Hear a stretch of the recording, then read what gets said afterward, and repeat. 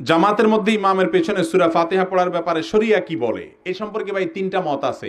ইমামে আজম আবু হানিফা রহমতুল্লাহি আলাইহির মত হলো জামাতে জামাতে যখন আপনি নামাজ পড়বেন ইমাম সাহেবের সূরা কেরাতই আপনার জন্য সূরা কেরাত হিসেবে যথেষ্ট হবে।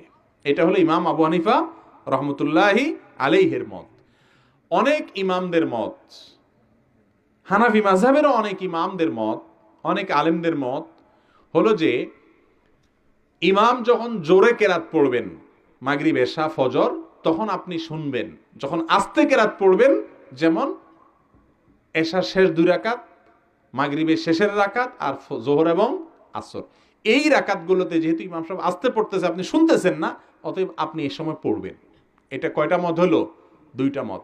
আরেকটা মত হলো ইমাম আস্তে পড়ুক আর জোরে পড়ুক, সর্বাবস্থায় আপনি ইমামের পেছনে কেরাত পড়বেন। আপনারটা আপনি পড়বেন, ইমাম সাহেবটা পড়বে। কারণ হাদিসে আসছে রাসূল আকরাম সাল্লাল্লাহু আলাইহি ওয়াসাল্লাম বলেছেন লা সালাতা লিমান লাম ইয়াকরা বিফাতিহাতিল কিতাব, যে সূরা ফাতিহা পড়লো না তার নামাজ হবে না। তাহলে মত কয়টা হলো? 3টা।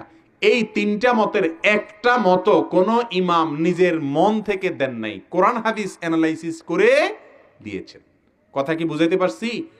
ইমামগণ, ইমাম আবু হানিফা, ইমাম শাফি, ইমাম মালিক, ইমাম আহমদ ইবনে হাম্বল রাহিমাহুল্লাহ সহ আরো যত ইমামরা আছেন, ইমাম বুখারী, ইমাম মুসলিম, ইমাম ইবনে তাইমিয়া, যতজন আছেন ছিলেন, কোন ইসলামের ইতিহাসের বড় বড় ইমামগণ তারা কেউ নিজের নফসের পূজা করে মাসআলা দেন নাই। তারা কোরআন হাদিস থেকে বুঝে, নিজের যেটা বুঝে আসছে সেটাকে মাসআলা দিয়েছেন। ঠিক না বেঠিক? অতএব তাদের কোন মতকে উড়াই দিয়া সেটা নিয়ে তাচ্ছিল্য করা, উপহাস করা আমাদের জন্য জায়েজ নাই।